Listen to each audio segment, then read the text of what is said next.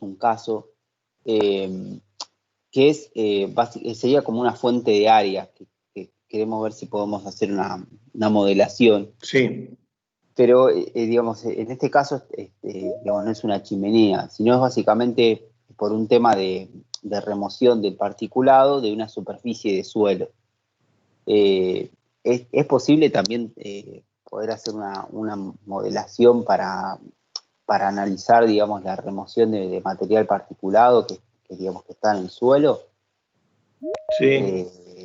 Porque lo que yo pensaba ahí, o sea, en ese caso, debería saber, o sea, no sé si es un caudal, o sea, que tendría que saber la tasa de remoción que tiene Claro. el suelo por acción de viento.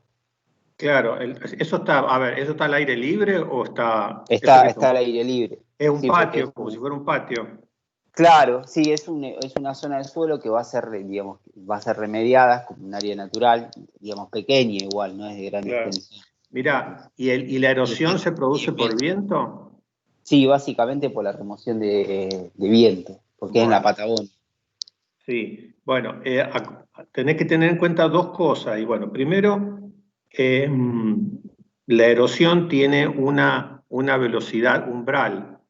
Es decir, que la erosión no se te produce para todas las velocidades igual. O sea, al principio no hay erosión hasta que no se venza la resistencia del material que vos estás considerando. Entonces, por ejemplo, a partir de, no recuerdo ahora, pero creo que eran 4 o 5 metros por segundo, recién vas a Sí, tener erosión.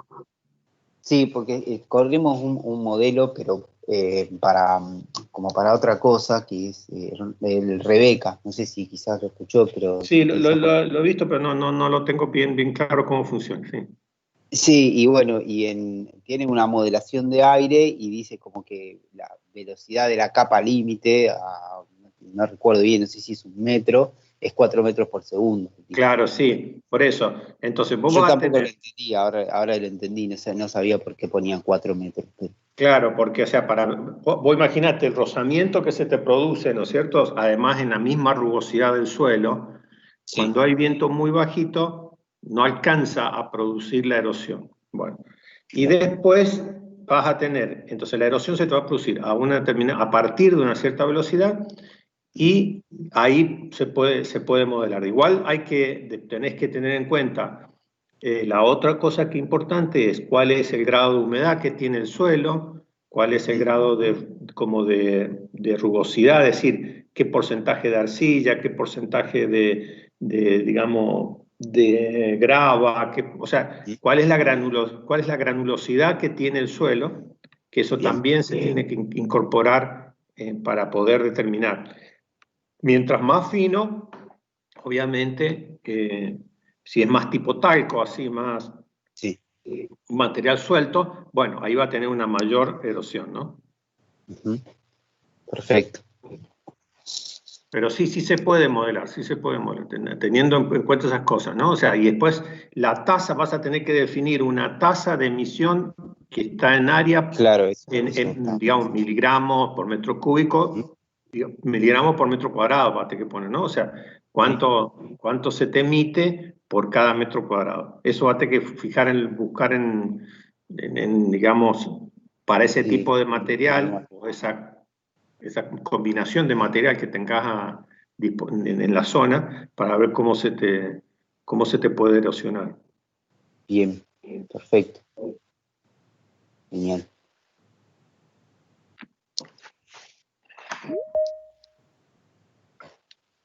Bueno, ya enseguida esperamos que terminen de unirse el resto. Bueno, ¿alguna otra pregunta, algún otro comentario mientras esperamos?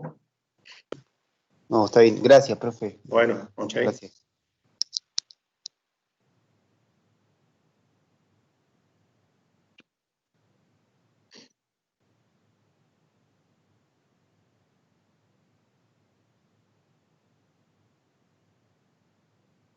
Bueno, en unos minutos empezamos.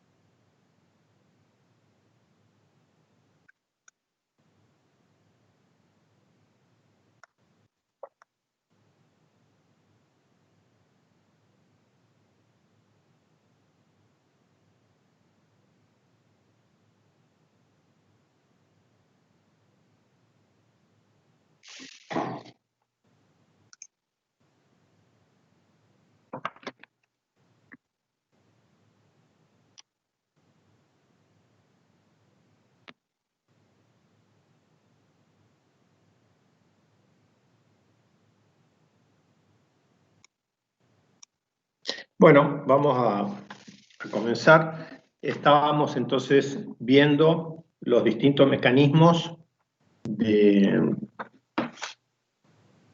remoción, de recolección de material particulado. Mientras tanto voy compartiendo una presentación. Habíamos visto fundamentalmente, tenemos cuatro mecanismos. Los ciclones, que vendrían a ser, como dijimos, los sedimentadores por gravedad. En cambio acá sería por centrífuga, pero en el fondo también es una aplicación del mismo principio. Tenemos los ciclones, los lavadores húmedos, los filtros de tela o las bolsas, y los precipitadores electrostáticos serían los cuatro mecanismos más importantes. Vamos a ver hoy un poco más sobre los precipitadores electrostáticos. Dijimos entonces que los ciclones se usan en general para polvo más bien grueso. Las concentraciones en general pueden ser altas y no se requiera también una eficiencia demasiado alta en la recolección. Recuerden que los ciclones más bien capturan partículas más bien grandes, pero que para capturar partículas más finas podíamos ponerlos con multiciclones, pero teníamos que ver que tuviéramos la cantidad pudiera pasar la cantidad de flujo necesario, ¿no? O sea, por eso teníamos que dividir el flujo en varios quiero ver si está entrando alguien más. Bueno, después los lavadores húmedos en general es una buena opción, pero sobre todo cuando tenemos gases que puedan ser combustibles. Además tiene una alta eficiencia para partículas finas. Vendría a ser una alternativa a los precipitadores electrostáticos, más baratos, pero tenemos una gran cantidad de uso de agua, sobre todo cuando tenemos caudales grandes. Los filtros de tela o las bolsas bien se usan mucho para, tienen llegar a tener eficiencias bastante altas. Se pueden colectar materiales, sobre todo cuando hay alguna idea de recuperar el material que se está usando, porque ese material o mineral que se está recuperando puede tener algún valor. En ese caso las bolsas vienen bien. Pero recuerden que tenemos que trabajar en temperaturas bajas, y los volúmenes de aire, los volúmenes, el flujo que entra también son relativamente bajos. Y finalmente, los precipitadores electrostáticos, que es lo que vamos a ver ahora, se van a usar, tienen eficiencias muy altas, sobre todo para polvos muy, digamos, finos, y sobre todo cuando tenemos volúmenes grandes de gas para tratar. Bueno, entonces vamos a empezar a charlar un poquito de esto, algo ya habíamos comentado en la introducción.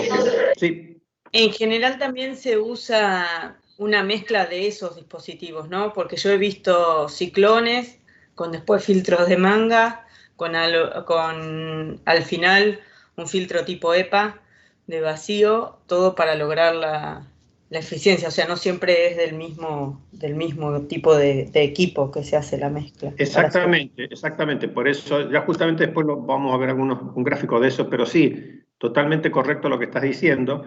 Normalmente uno justamente para ir, generalmente el ciclón es lo primero que se pone, ¿no? O sea, porque es como el que va limpiando lo más grueso, y después a medida que yo quiero tener mayores eficiencias para partículas más finas, voy agregando generalmente un filtro de manga. Generalmente vienen juntos, ¿no? O sea, el ciclón, el filtro de manga, son como el estándar, ¿no? El estándar para filtrado. Pero sí, se van colocando así en cascada para ir logrando la eficiencia y lograr digamos, el nivel requerido. Sí, muy bien el comentario. Bueno, entonces ahora vamos a ver el precipitador electrostático, que en general son equipos grandes, bastante voluminosos, y sobre todo se diseñaron para las calderas y, digamos, las centrales térmicas, sobre todo las centrales térmicas en Estados Unidos, digamos en los años 70 y 80, o sí, en los años 70, eran fundamentalmente basadas en carbón fino, carbón pulverizado, y de hecho muchas de las centrales en Estados Unidos continúan siendo así. Ya, ahora muchas han pasado a gas natural, pero entonces el requerimiento de reducir las cenizas y digamos, el negro de humo producido por la quema de este combustible es lo que llevó al diseño de estos precipitadores. También se usan los precipitadores electrostáticos, por ejemplo, en quema de residuos, como les comentaba en otro momento, el horno para quemar residuos domiciliarios no es la inversión más grande, sino la inversión más grande, el costo más grande que tiene ese mecanismo es el precipitador electrostático que tiene a continuación. Es decir, es un equipo muy caro, pero tiene altas eficiencias y se ha ido mejorando con el tiempo. Bueno, vemos acá en este gráfico las placas, aquí ingresa el aire, y este aire se va repartiendo entre medio de todas estas placas, y vemos que en estas placas están las placas reflectoras y entre medio están los cables conductores, que son los que ionizan las partículas. Ya vamos a ver un poco mayor. Entonces dijimos, se usan principalmente con un volumen alto de gas. Recuerden que en las centrales térmicas generalmente tenemos un flujo de aire muy grande, por lo cual los otros mecanismos que teníamos de remoción no son fáciles de aplicar simplemente por el caudal de gas que tenemos tratado, por lo tanto prácticamente tenemos que caer en estos precipitadores electrostáticos. Entonces se usan para grandes volúmenes de gas, varios millones de metros cúbicos, estamos hablando acá, por ejemplo, de una central térmica, y normalmente son centrales térmicas y en incineradores de residuos grandes, no pequeños, sino grandes, por ejemplo, en algunos municipios que utilizan no acá en Argentina, pero sí en otras partes. Bueno, el proceso, como ya vimos antes, lo repetimos rápidamente. Primero, en la entrada del precipitador se carga la partícula a través de conductores con un campo eléctrico. La partícula, dependiendo de su resistividad y de sus características, se va a cargar, se va a ionizar con una carga negativa, y luego las placas deflectoras, donde se produce la colección de las partículas, también tiene un campo eléctrico fuerte, y finalmente esas partículas se adhieren a esas placas, y el tercer paso es, bueno, hay que periódicamente limpiar esas placas que están adheridas con el polvo, porque si no se va perdiendo campo eléctrico, entonces se va perdiendo la capacidad de recolección.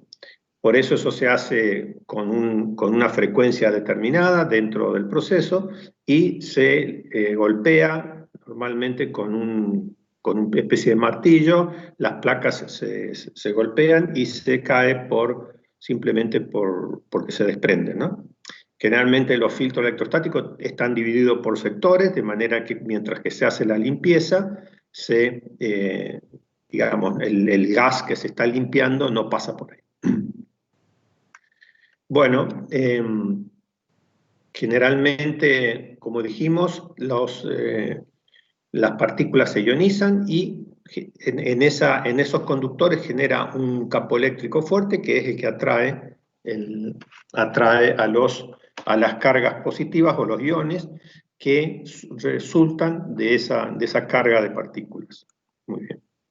Acá tenemos el dibujo, entonces ven que estos serían los conductores que están vistos de frente, y las placas están acá arriba, es decir, el aire a medida que va pasando se va ionizando y las placas se van pegando las partículas en las placas que están digamos, a lo largo del flujo del gas. Y a medida que van pasando, se van pegando, y bueno, entonces después hay que tratar de despegar estas partículas con algún mecanismo de remoción. Generalmente a veces se le usa también un flujo de aire o de agua, a veces también se lo golpea, o también con algún flujo de agua y humedad. A veces también se le suelen humidificar un poco el polvo, dependiendo de la resistividad que tengan, para favorecer su ionización. Bueno, uno de los elementos importantes en el diseño es el ingreso, la velocidad o la velocidad de deriva, que se llama la deriva de la partícula cargada, o vendría a ser la velocidad de asentamiento, como habíamos visto en los otros mecanismos. Entonces, lo interesante es saber a qué velocidad ingresan estas partículas, de manera de que si entran muy rápido, la ionización va a ser menor, y entonces hay que ver la velocidad en que va a entrar el flujo para que tengan tiempo los conductores de actuar sobre las partículas que se van cargando, y así se van pegando en las placas. Esta velocidad de deriva, o como llama acá, velocidad de migración, esta velocidad de deriva va a depender de varias cosas. Va a depender del diámetro, digamos el diámetro medio que se espera que tengan las partículas que salen del flujo de gas. Va a depender también del campo eléctrico que se le coloque tanto a los cables como a las placas. Estos son estos dos campos eléctricos que están puestos acá, en volt por metros, y también de la viscosidad del gas que está, por la cual está surgiendo. Bueno, en general, también otra forma aproximada es de poner la velocidad de deriva, es también en función del Q. Estas son Q son las partículas cargadas, es el campo magnético que está en las placas, o el radio de la partícula. Bueno, esto es otra forma. Tenemos que recordar que, como en casi todos los sistemas, las partículas mayores se atrapan más fácil que las partículas menores, y eso es porque, digamos, tienen mayor cantidad de cargas, y por lo tanto las cargas, digamos, es más fácil de ionizar una partícula más grande que una pequeña, además que las pequeñas generalmente viajan a mayor velocidad. Entonces, por eso es que generalmente esta velocidad de deriva se va a definir a partir de digamos, un radio de partícula o diámetro de partícula que uno tiene pensado capturar. Fíjense que R está dividiendo ahí. Bueno, también vemos que cuáles son las velocidades típicas. No sé si alcanzan a ver los números, pero, por ejemplo, la velocidad de deriva que alcanzan los distintas partículas de acuerdo a su composición. Por ejemplo, tenemos las cenizas pulverizadas de carbón. Este sería el caso típico de las centrales térmicas con carbón. Tenemos que alcanzan velocidades de deriva del orden de los 10 centímetros por segundo. Por ejemplo, las partículas que provienen de, digámoslo, las fábricas de papel, por ejemplo, el polvo de ácido sulfúrico, las fábricas de cemento, el yeso, las fundidoras, en fin, hay distintas tipo de procesos que producen material particulado, y entonces vemos que las velocidades de derivas pueden ir de más o menos 2, 3 centímetros por segundo hasta algunas llegan a 20 centímetros por segundo. Otro de los problemas asociados a este sistema es la resistividad que tenga el material particulado que está volando entre medio, que está pasando por entre medio. Si la partícula tiene una resistividad muy alta, entonces va a ser más difícil que se encargue, y si la resistividad es muy baja, el problema que vamos a tener es que digamos, las partículas se van a cargar y descargar muy rápidamente, y entonces va a producirse el proceso de reencauzamiento que decíamos, y que el mismo flujo, cuando la resistividad es muy baja, no se pega mucho a la placa, entonces el mismo aire que viene detrás como que sopla las partículas cargadas. Acá vemos la placa, y esta área gris que está acá implicaría en las partículas que se van pegando a la placa, ¿no? Entonces, obviamente que si esta adhesión no es suficientemente alta, el viento, digamos, el aire que viene, el flujo de gas con partículas que viene soplando, va a resoplar, va a enviar las partículas que se desprendan de la placa. Entonces, la resistividad es una variable importante a la hora de ver, bueno, si voy a poner un precipitador electrostático, tengo que conocer las características de la resistividad del material particulado que va a estar a la entrada, ¿no? Por eso decía que a veces a ese material particulado se lo suele humedecer un poco para aumentarle justamente la resistividad. El otro problema que tiene, entonces decíamos, si el material particulado es con baja resistividad, cosa que no ocurre cuando es, por ejemplo, carbón, tiene una resistividad suficientemente alta para que funcionen bien. Entonces dijimos, un problema cuando hay un material con resistividad muy baja, tiene riesgo de incendios potenciales, ya que generalmente el otro problema que ocurre cuando trabajamos acá, esto me olvidé de comentarlo, luego a esta parte, que un elemento crítico dijimos que era la tensión que había entre las placas y los cables. A medida, como vemos que a medida que yo aumento la tensión, la diferencia de tensión, la diferencia del campo eléctrico entre el negativo y el positivo, voy a aumentar la capacidad de captura que tiene las placas del precipitador, pero llega un momento en que, dependiendo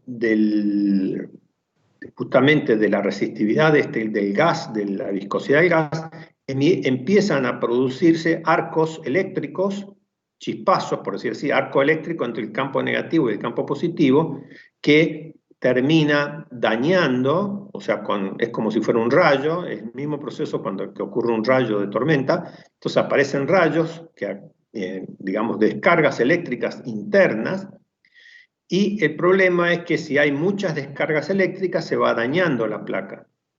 Entonces, generalmente se trabaja el precipitador electrostático en un nivel de tensión casi un poquito antes de las descargas, pero normalmente uno, digamos, escucha que esas descargas periódicamente aparecen, hay un ruido como de vibración y de descarga eléctrica dentro del precipitador electrostático, y es, digamos, cuando se lo trabaja justamente al límite de operación, ¿eh? Entonces, la captura se hace justamente más eficiente mientras más grande es esta diferencia de tensión, pero hay que estar atento a que no se produzcan los chispazos, las descargas eléctricas. Entonces, generalmente se lo trabaja un poquito antes de que empiecen a aparecer las descargas, porque las descargas dañan la placa. Entonces, ese es un tema. El otro tema es que es el problema de la explosión, la explosividad que tengan los, ya lo vamos a ver probablemente más tarde, el tema de los niveles de explosividad que puedan tener los gases. Cuando las partículas son muy, digamos, tienen niveles de explosividad muy bajas, o sea que con temperaturas bajas pueden haber explosiones, entonces conviene usar un lavador con agua. Bueno, el hecho de que haya un campo eléctrico, esto es parecido entonces a lo que ocurre cuando hay una tormenta. Recuerden, cuando hay una tormenta, el olor que siente cuando hay rayos es justamente la formación de ozono. Bueno, esto mismo se produce en los precipitadores, o sea, si bien reducimos las partículas, estamos formando ozono, y dependiendo del lugar, el nivel de ozono que pueda tener esa zona puede llegar a ser un impedimento. Pero, o sea, normalmente hay que estar atento que puede formarse ozono. Y también, cuando las partículas son muy pegajosas, también son difíciles después de limpiar las placas.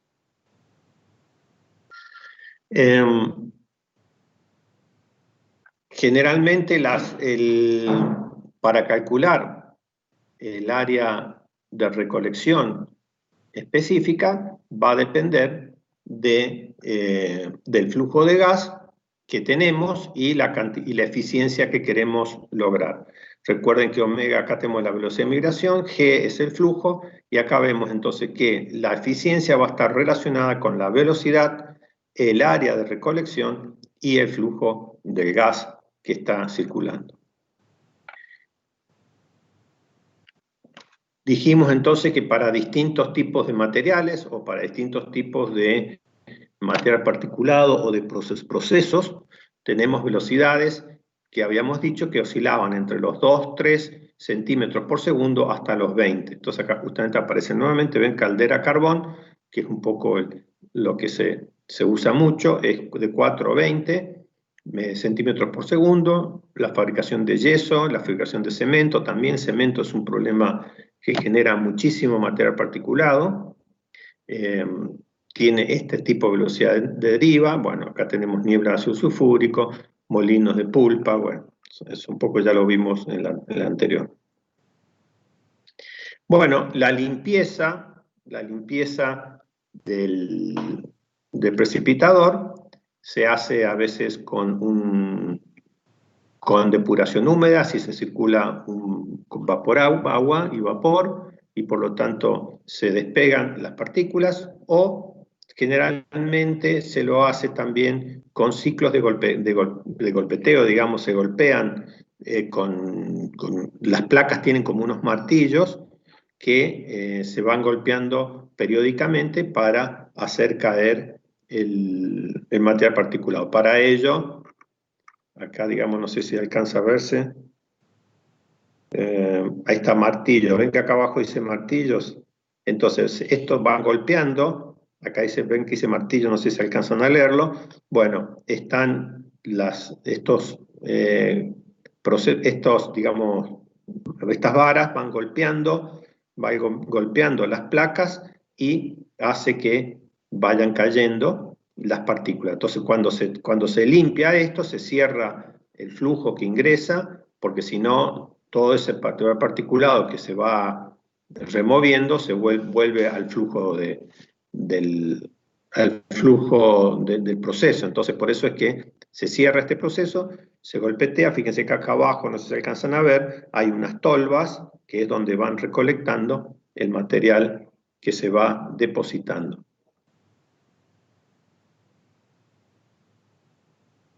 Bueno, vamos a ver también algunas de las ventajas y desventajas de los precipitadores.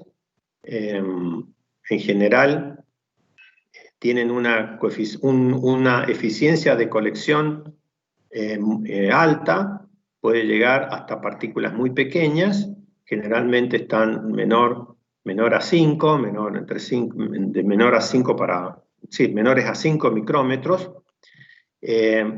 Los costos operativos son bajos, las caídas de presión también no son muy altas, y sobre todo, por el cual se lo usa, es porque puede manejar grandes volúmenes de gas, y eso es muy importante. Inclusive puede manejarlo aún en condiciones de presiones muy altas o en condiciones de vacío.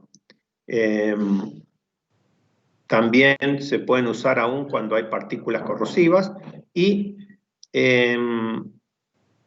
digamos, puede manejar temperaturas también elevadas, de gases elevados. Bueno, ventajas son equipos muy caros, muy caros, digamos, en costos, no tanto costo operativo, sino en costo de capital.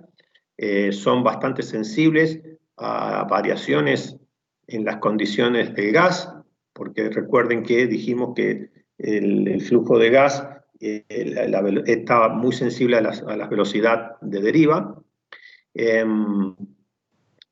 Algunos tipos de partículas son difíciles de recolectar, dependiendo si tienen una resistividad o muy baja o muy alta. Recuerdo que hay un rango de resistividad, de la resistividad de las partículas que están ingresando, que es las que son óptimas para ser capturadas. Son equipos grandes, ocupan mucho espacio, y si hay algún peligro de explosión, si los combustibles y las partículas hay partículas combustibles. Vamos a ver un poco el tema enseguida. También, como manejan altas tensiones, hay que estar atento al entrenamiento del personal en manejo de altas tensiones. Y también, como dijimos, como normalmente los precipitadores se utilizan al límite de la descarga, o sea, una cantidad de descargas está como permitido, ya que dijimos que era más eficiente la recolección. Además que pequeñas descargas no dañan tanto a la placa, porque las placas están como recubiertas con las mismas partículas que están siendo pegadas en la placa, o sea que por eso pequeñas descargas no dañan al precipitador, pero sí cuando hay muchas descargas de tensiones más altas, entonces ahí sí, por eso es que se lo trabaja como el límite de la descarga. Pero durante estas descargas se produce ozono, entonces ahí hay un elemento adicional que tener en cuenta. Bueno, entonces con esto quedaría más o menos visto el tema de precipitadores. Prácticamente lo que uno tiene que definir son las velocidades de deriva y simplemente revisar la resistividad de los materiales, si es que si ya se piensa utilizar este tipo de material.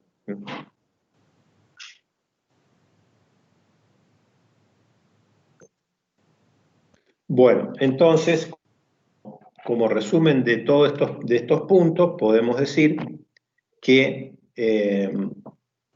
tenemos estos 4 mecanismos principales. Dijimos ciclones, lavadores, filtros de telas y precipitadores, y como bien comentó la compañera de ustedes, ahí generalmente vamos poniendo estos procesos estos mecanismos pueden estar a veces en cascada. Entonces generalmente el ciclón va adelante de todo el proceso como para remover las partículas más gruesas, aunque no tenga una eficiencia muy alta, pero sí va a recolectar las partículas más gruesas, y después se podrá usar un filtro de tela. Si todavía hace falta remover partículas mucho más finas que el filtro de tela no lo puede hacer, o sea, las casas de bolsa, como se le llaman, entonces se puede usar un lavador húmedo. Recuerden que los lavadores húmedos son parecidos a las torres que vimos de absorción, o lavadores Venturi, también, digamos, donde vimos ayer cómo el flujo de agua transversal al flujo de gas producía una buena eficiencia de humectación o de intercepción de las gotitas de agua con el material particulado que está fluyendo por el lavador Venturi. Y finalmente, si los flujos, los caudales son muy elevados, como son las centrales térmicas, entonces prácticamente tenemos que caer en el precipitador electrostático. Bueno, yo voy a abrir ahora, cierro esta presentación y voy a abrir otra presentación.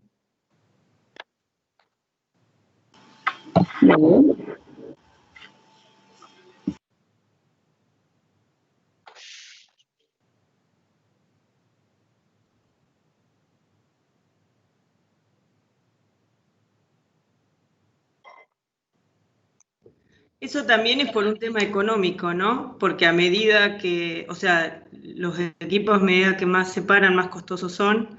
Entonces por ahí pones uno que no es tan eficiente primero como para reducir el costo del segundo, ¿no? Obviamente, sí, señor, sí, es así, porque siempre la decisión termina siendo económica, ¿no?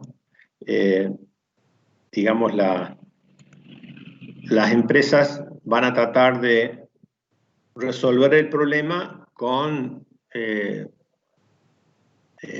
menor costo posible. Siempre hay un trade-off ahí entre costos operativos y costos de capital.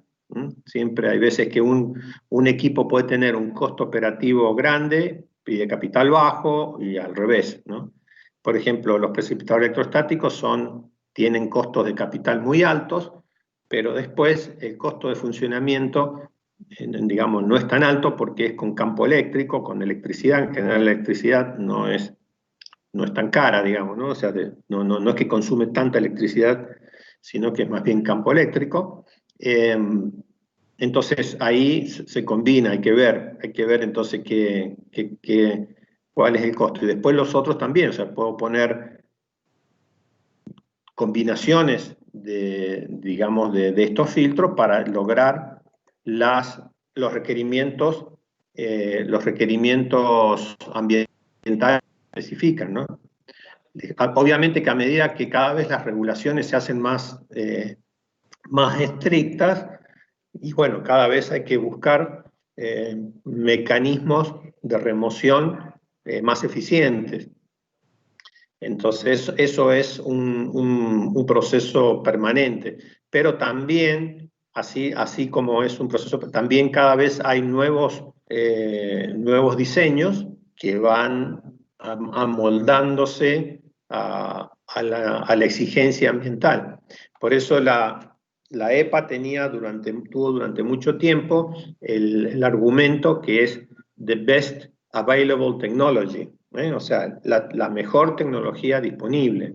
Es decir, que si hay a veces decir, bueno, esto lo tengo que bajar a, no sé, 0.01, pero si la tecnología me llega a 0.1, obviamente no, una de dos, o simplemente no aplicamos, o sea, no cerramos ese proceso, o tendremos que darle tiempo a la tecnología que se desarrolle.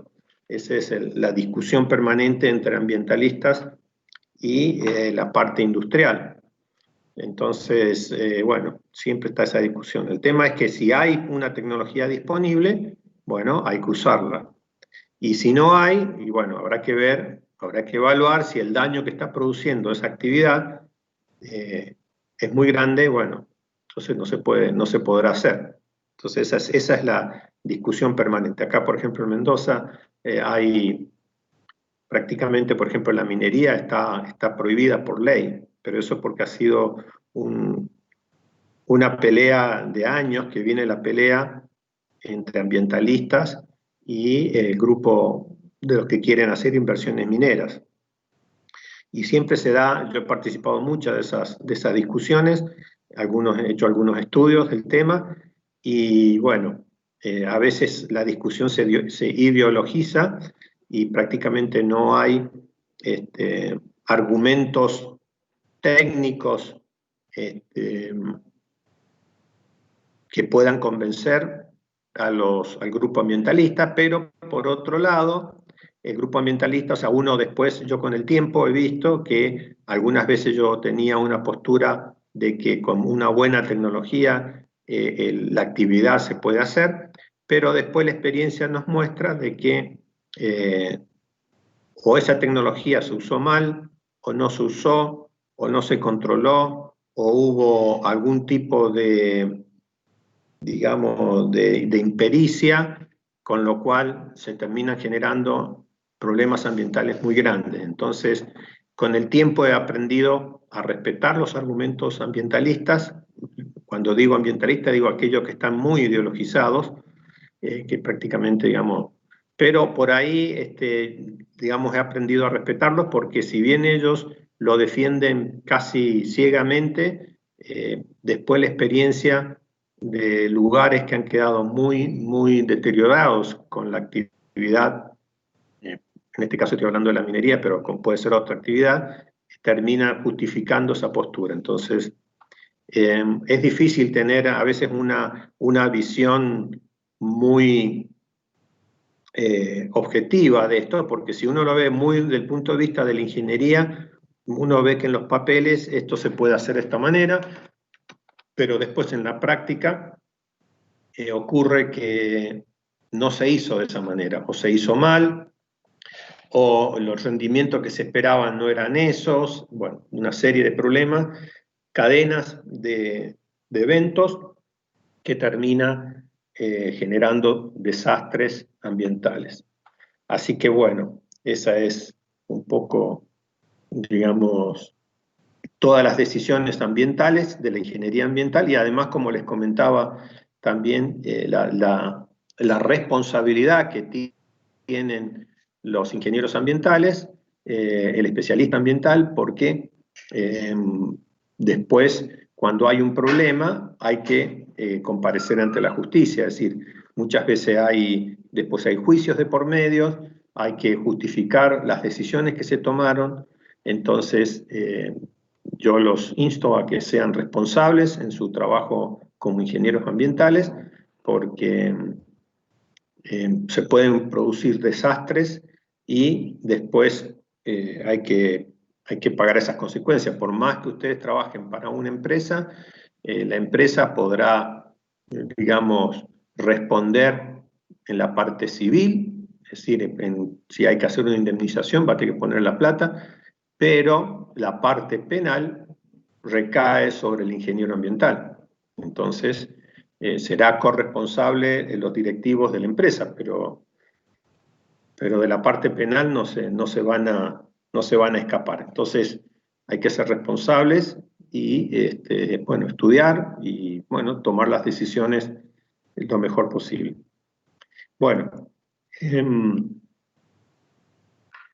en base al tipo de corriente gaseosa que estamos trabajando, hemos estado hablando de material particulado, vemos que normalmente uno en el flujo gaseoso que tiene, normalmente va a tener una serie de características que son las concentraciones, el caudal, la temperatura, concentraciones de promedio de cantidad de oxígeno, promedio de contaminantes que pasa por ese gas que se está tratando, y sobre todo tenemos que también tener en cuenta las características de ignición del contaminante. Normalmente cuando tenemos hidrocarburos o restos de hidrocarburos que están siendo venteados o están a la salida del proceso que queremos filtrar, la aparición de hidrocarburos en combinación con la cantidad de oxígeno y la temperatura de trabajo puede llevar a la explosividad de ese caudal de gas. Entonces vamos a ver un poquito eso. Bueno, acá está lo que vos decías recién, no me acuerdo quién habló, pero ven justamente un ciclón, y a la salida del ciclón hay un filtro, pareciera ser un filtro de bolsas, y luego sale y se manda a la chimenea. ¿Ven? Bueno, entonces, habrá que ver, entonces, cuando tenemos cuál es el tipo de partículas, el tipo de corriente gaseosa que tenemos para evaluar, sobre todo con presencia de hidrocarburos, cuál es el límite de explosividad. Entonces, en presencia de compuestos orgánicos volátiles, tenemos amoníaco, hidrógeno, sulfuro-hidrógeno, etcétera, distintos tipos de compuestos que debe estudiarse, digamos, con suficiente detalle cuál es los límites de explosividad a las temperaturas de ignición. Bueno, se define el límite inferior de explosividad, es la concentración mínima de gas en el aire, por debajo del cual una explosión no es posible. Es decir, recordemos que la explosión se va a producir cuando lo vimos en combustión, tenemos que tener una cantidad de aire, de oxígeno disponible, tenemos que tener una concentración determinada y tenemos que tener una temperatura para que se produzca digamos, la ignición de ese proceso. Entonces, el límite inferior será la concentración mínima, que para ese nivel de aire que tenemos no va a haber explosión, porque no hay suficiente. Es decir, si yo prendo la hornalla de gas, no se me explota el gas inmediatamente. O sea que, ¿por qué? Porque el aire que está en el ambiente no tiene suficiente, pero si lo dejamos tiempo suficiente y se me llena la casa de gas, entonces sí se puede explotar. Entonces, bueno, entonces tenemos que tener una concentración mínima de gas en el ambiente, en el aire que está circulando para que haya una explosión. Por debajo del nivel no hay suficiente contaminante, no hay suficiente combustible, y a esto se lo llama mezcla pobre. El límite superior de explosividad es la máxima concentración de gas en el aire, por encima de la cual también la explosión no es posible. Es decir, cuando ahora tenemos demasiado combustible y poco oxígeno, entonces se lo llama que es una mezcla demasiado rica, y eso también evita la explosión. Uno con los vehículos lo tiene eso más claro, como antes, cuando estaban los carburadores, que se regulaba a mano, o cuando uno tenía cuando hacía frío, uno le entraba más aire, menos aire, justamente para modificar el nivel de explosividad del combustible. Entonces lo que hacíamos uno en invierno, que estaba más frío, la temperatura más baja, le hacíamos una mezcla un poco más pobre, de manera de que pudiera generarse esa explosión. Y después lo volvíamos a una concentración distinta. Con el cebador. ¿Sí? Que cebador, eso, no me salía el nombre. Lo que pasa es que eso casi no existe más. Eso. No existe más.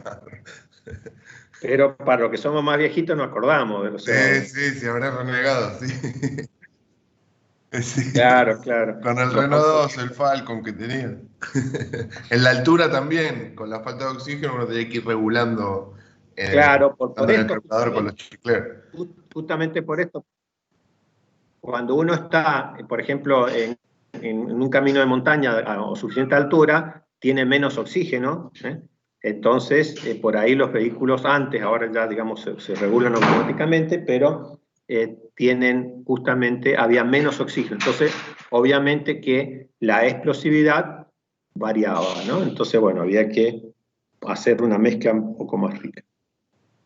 Bueno, entonces, la explosión es posible por encima del...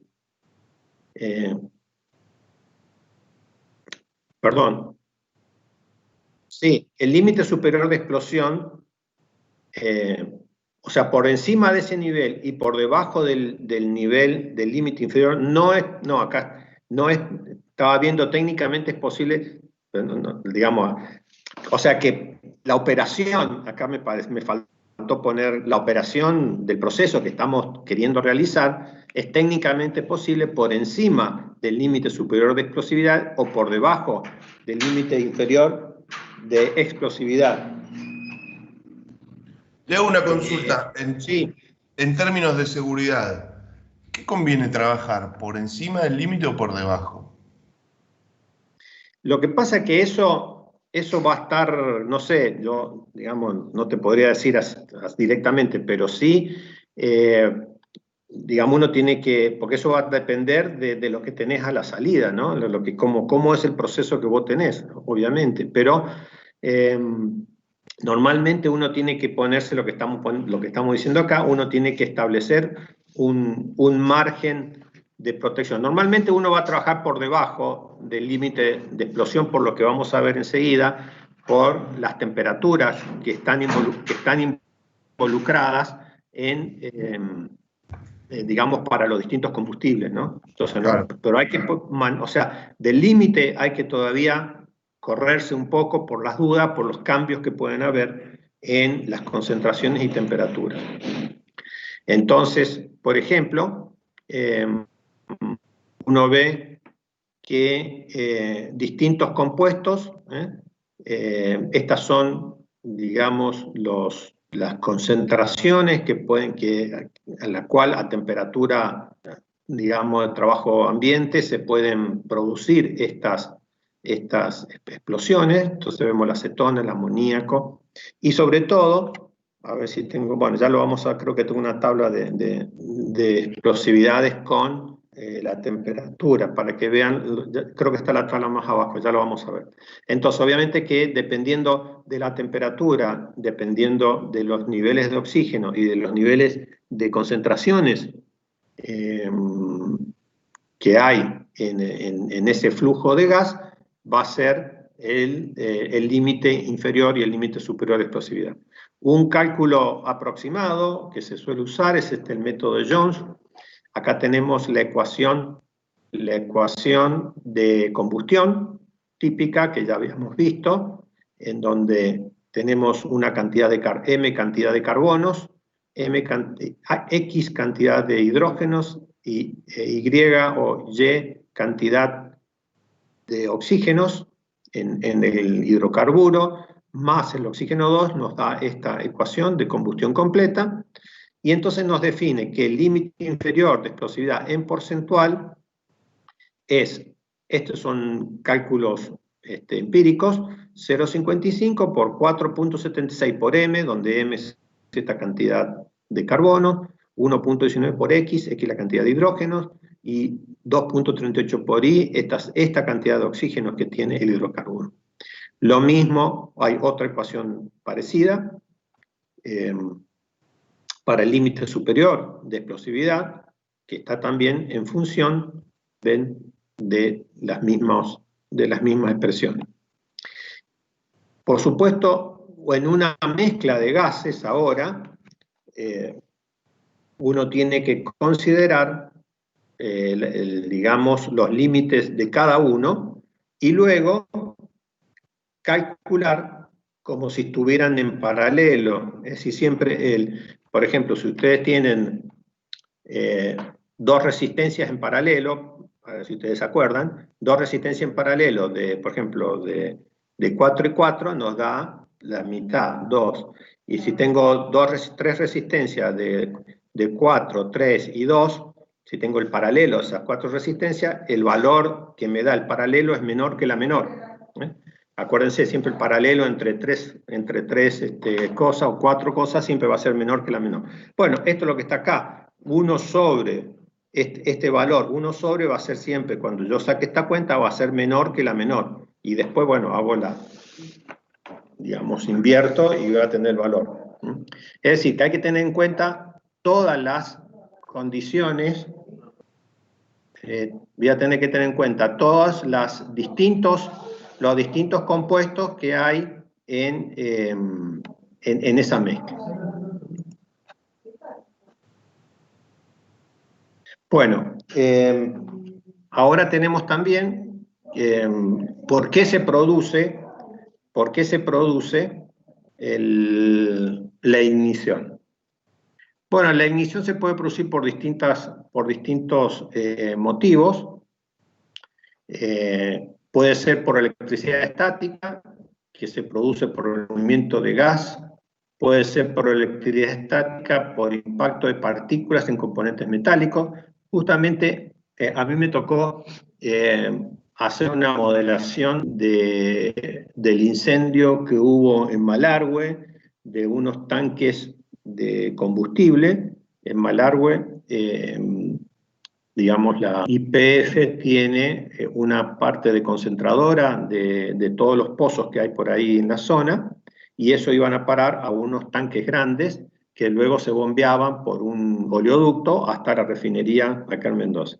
Bueno, resulta que había un empleado que subió a uno de los tanques a hacer un mantenimiento de los tanques y con un simple roce de la bota con el gas que estaba flotando en el techo del tanque. Ustedes recuerden, si saben, un tanque de combustible tiene normalmente un techo flotante, y, o sea, tienen el techo común y el techo flotante. Entre el techo común y el techo flotante siempre hay cantidad de gases que es la evaporación, digamos, todos los compuestos orgánicos volátiles que se van evaporando, porque no siempre los tanques están llenos hasta arriba. Entonces, bueno, esa cantidad de gas, de compuestos orgánicos volátiles que había en el tanque, con la chispa o el rozamiento simplemente, se ve que no tenía un buen cable,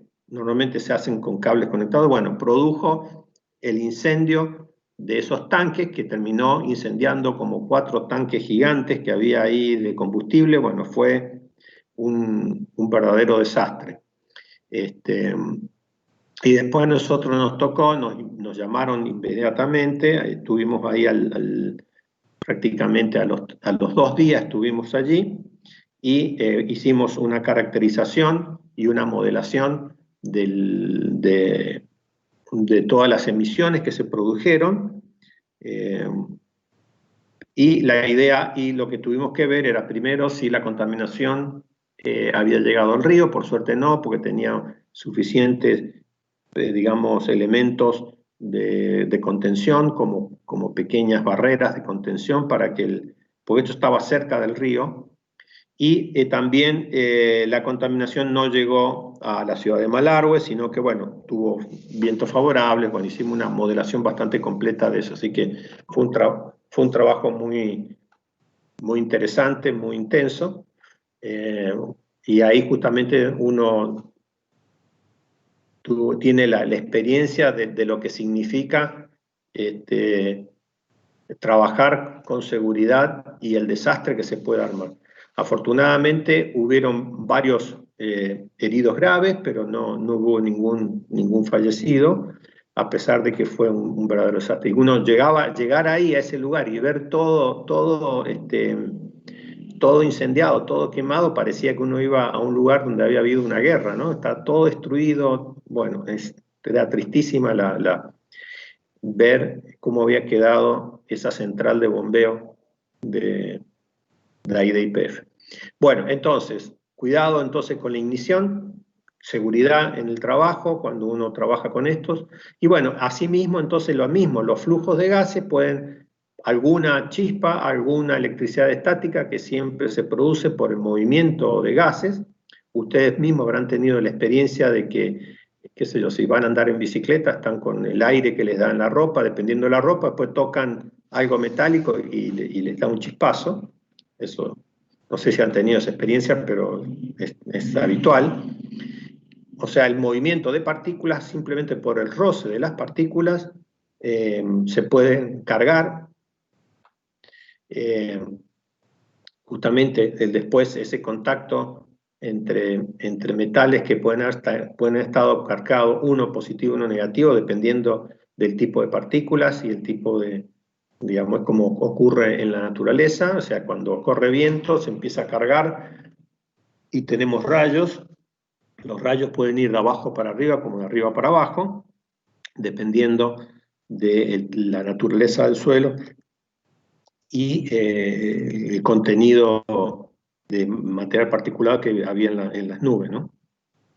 Bueno, las temperaturas, por supuesto, y también los instrumentos que pueden estar conectados en los distintos de medición que uno puede tener para medir distintas variables del flujo de gas. Bueno, eso también puede generar en algún momento alguna chispa. Bueno, entonces hay suficientes motivos para que se pueda producir la ignición.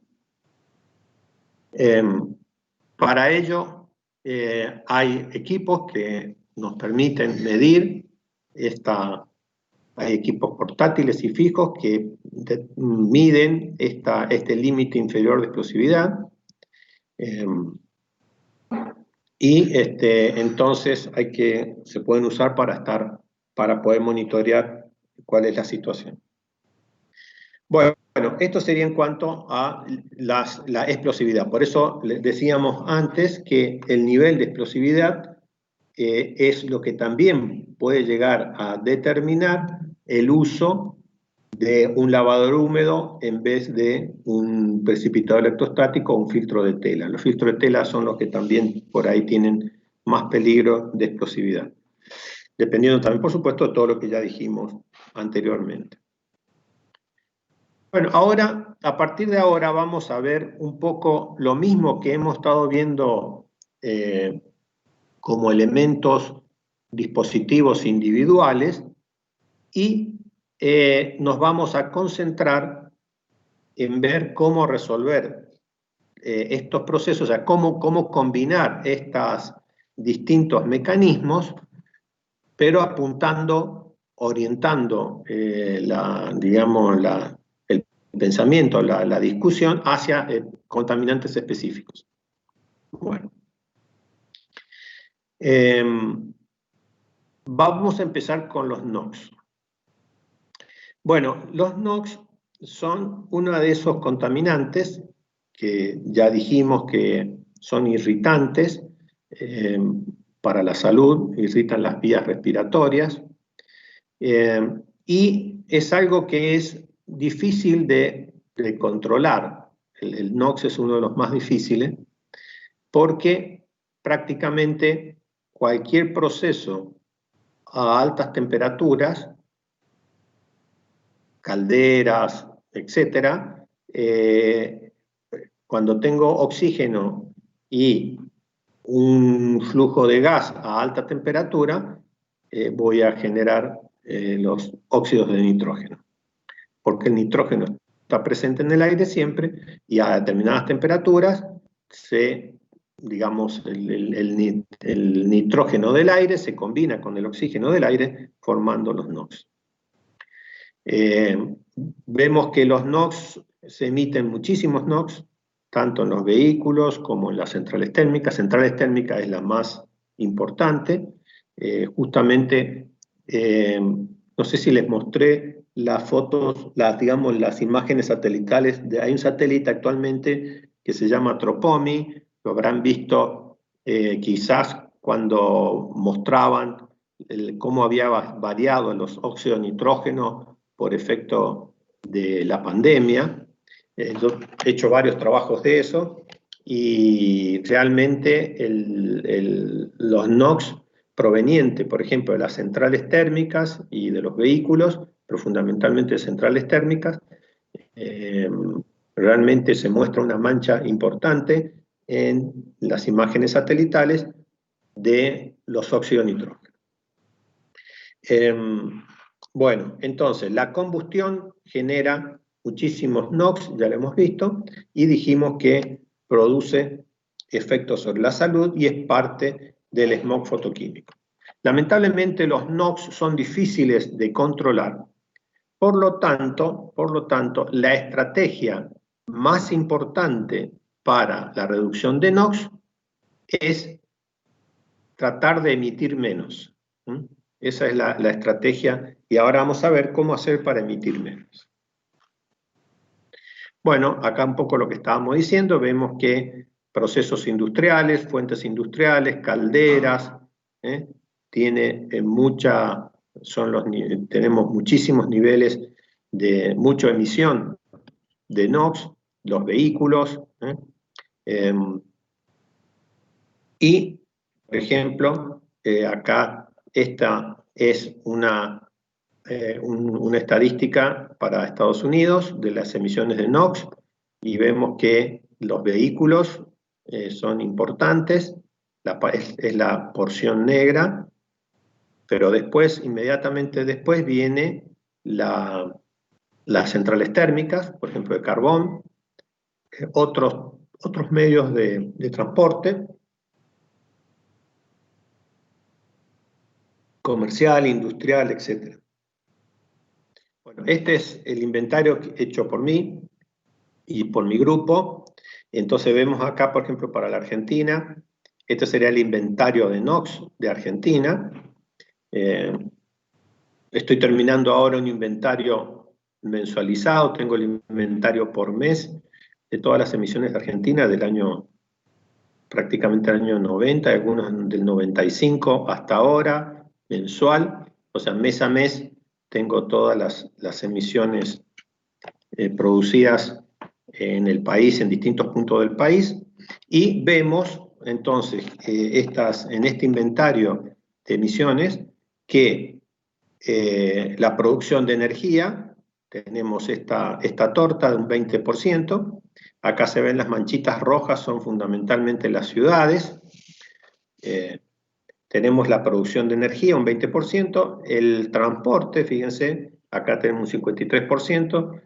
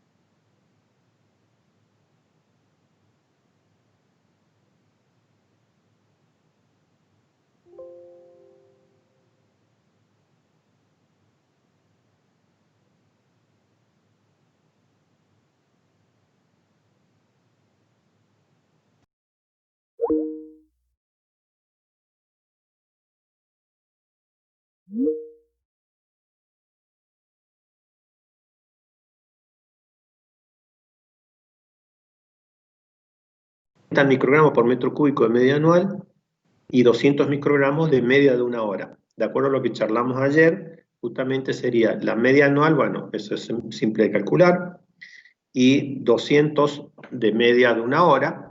En general, la media de una hora está por ahí, generalmente es un poco, digamos, en general en las ciudades acá en Argentina no tenemos niveles tan altos de NOx. La media, sí, la media anual está por ahí más o menos entre 40 y 50. Generalmente el NO2 y el NOx, por ejemplo, para la ciudad de Buenos Aires, y la media está en 20 y algo. Pero esos son en ppb, sí, está más o menos en 40, sí. Y después tenemos la exposición, bueno, dijimos que recuerden que la forma con que se establecen estos niveles dependen de los fenómenos agudos, de corto plazo, y de los fenómenos, digamos, crónicos, que son los fenómenos de largo plazo.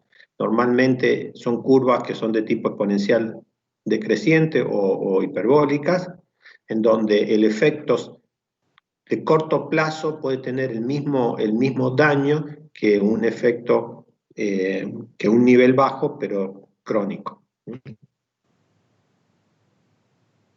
Entonces, ¿cuáles son los mecanismos disponibles para poder controlar los NOx? Bueno, fundamentalmente va a ser tratar de modificar las condiciones de combustión. De manera, ya vamos a ver cuáles son las variables que intervienen en la formación de los NOx, y el mecanismo más importante es modificar la combustión. O simplemente cambiar el combustible. Por ejemplo, aquí entrarían todas las modificaciones de cambiar de combustibles sólidos, de líquidos, perdón, a hidrógeno, o a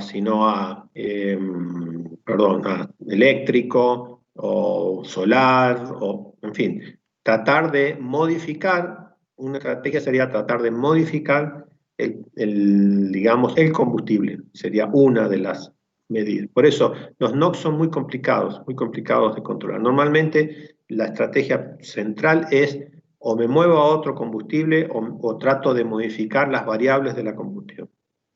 Y el tratamiento post-combustión, como no es tan fácil. Bueno. Le hago una pregunta.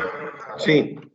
¿No hay algún método, por ejemplo, en las centrales térmicas, para regular la temperatura a la salida? Digamos, ¿dónde mayormente se generan los NOx? ¿Por la misma temperatura? Eso colabora bastante en Claro, el sí, ducto de emisión. Claro, la temperatura del proceso es la que está generando. Entonces, uno tiene que tratar de bajar la temperatura. Es uno de los mecanismos para bajar los niveles de NOx. Pero el problema es que a veces bajar la temperatura implica, digamos, otros problemas en la combustión, ¿no? Claro. Entonces, bueno, entonces tenemos, a su vez, los NO, que son los primeros que se forman, se convierten rápidamente a dióxido de nitrógeno, y este proceso es más lento, pero este proceso es más rápido. Bueno. Entonces, tenemos dos tipos de NOx que se generan. El NOx que se llama térmico, y el NOx que está ligado al tipo de combustible que estoy usando. Entonces acá tenemos dos estrategias. Uno que es independiente del combustible. Tenemos la formación, que es, como les dije, la presencia de nitrógeno y oxígeno a una determinada temperatura, genera NOx. Y esto es, el NOx, digamos, es generalmente una función exponencial con la temperatura. Y después hay un NOx que está relacionado al combustible. Este es el más importante, pero que está, por ejemplo, dependiendo de la cantidad de nitrógeno que pueda tener el combustible por sí mismo. No solamente el nitrógeno del aire, sino el nitrógeno que pudiera haber en el combustible. Bueno, para reducir el NOx térmico, lo que estábamos diciendo es, la mejor estrategia es reducir la temperatura de la llama. Y luego, también, como estabas diciendo vos recién, ese gas de chimenea hay que enfriarlo, para lo cual, o sea, yo puedo enfriar la llama y reducir, con eso también puedo también, a su vez, reducir la concentración de oxígeno. Sobre todo se produce, dice, cuando hay algunos puntos en la caldera o en lo que estuvimos viendo cuando vimos incineración, que decíamos que en la cámara donde se produce el contacto de la llama con los combustibles que estamos quemando, no es una zona, digamos, dijimos que se producían lugar que no era el mismo tipo de combustión en toda la cámara, que se producía en algunos lugares donde hay puntos calientes, como en otros lugares que decíamos que capaz que el gas pasaba de largo y no se quemaba. Bueno, ahora lo vemos desde el otro punto de vista, de que hay puntos en donde estos puntos calientes, estos hotspots, son los lugares en donde hay un exceso de temperatura. Entonces, una estrategia para reducir la temperatura es homogeneizar la temperatura, de manera de evitar que haya puntos muy calientes dentro de la cámara de combustión, donde se está produciendo el proceso. Eso se logra aumentando la turbulencia.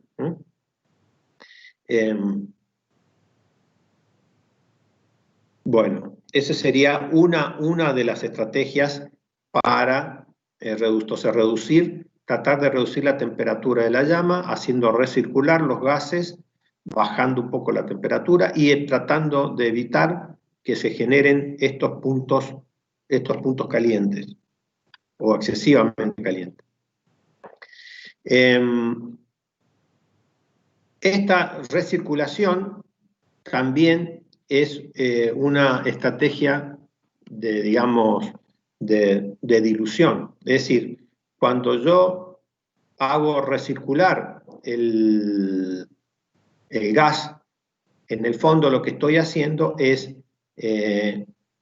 estoy haciendo entrar gas el gas muy caliente, lo hago recircular de manera de que trato de combinar el flujo de gas que está ingresando con el que está saliendo, y con eso produzco una dilución tanto del oxígeno como los valores de temperatura.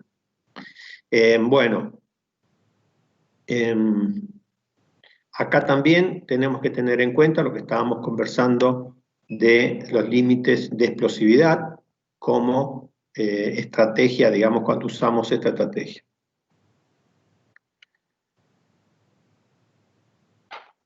Otra forma, también, otra estrategia, es tratar de, en vez de quemarlo todo en una única etapa, es producir la combustión en varias etapas, y con eso también lo que logramos es reducir la cantidad de aire y reducir la cantidad de combustible que vamos usando para generar menor NOx térmico. Es decir, más que nada son distintas estrategias de combustión que uno puede evaluar para tratar de reducir el NOx. El otro proceso es usar algún sistema catalítico. Ya vamos a verlo después cuando veamos los catalizadores en vehículos. Bueno, la idea es combinar el amoníaco con el nitrógeno, con el NOx que se está utilizando, y con el NOx que se está generando, y eso genera una reconversión a N2 y agua. Algunos han visto, quizás algunos camiones grandes utilizan este proceso de reducción no catalítica selectiva, RNCS, que van cargando urea o amoníaco, y con eso producen una reducción de la cantidad de nitrógeno. El problema, como ya lo vamos a ver, es que ellos cada tantos kilómetros tienen que limpiar digamos, la cámara por donde se produce esta selección, y como que emiten después todo de golpe cuando producen la limpieza, la circulación inversa. Bueno, después también hay una reducción catalítica usando vanado y titanio, que los catalizadores son los que ya vimos cuando vimos también la combustión con calderas con catalizadores. ¿Y cuál es la ventaja del catalizador? Que dijimos que el catalizador generaba una oxidación completa a temperaturas más bajas. Entonces, también es una solución colocar un catalizador para bajar la temperatura, o sea, para poder generar la oxidación a temperaturas más bajas.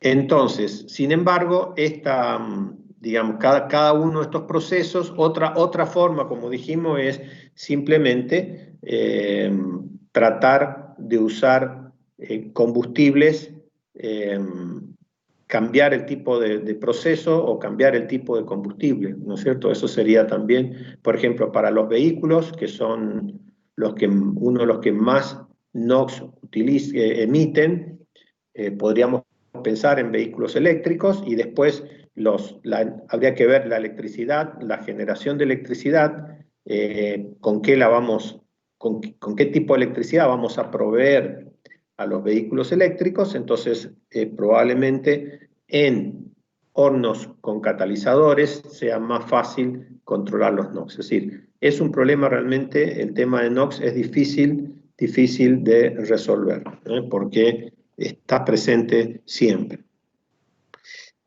Bueno, vamos a hacer un pequeño corte acá antes de empezar con las emisiones de la reducción de los SOx. Así que bueno, enseguida hacemos un descansito de unos 20 minutos y seguimos más tarde. Bueno, ya entonces seguimos enseguida. Perfecto.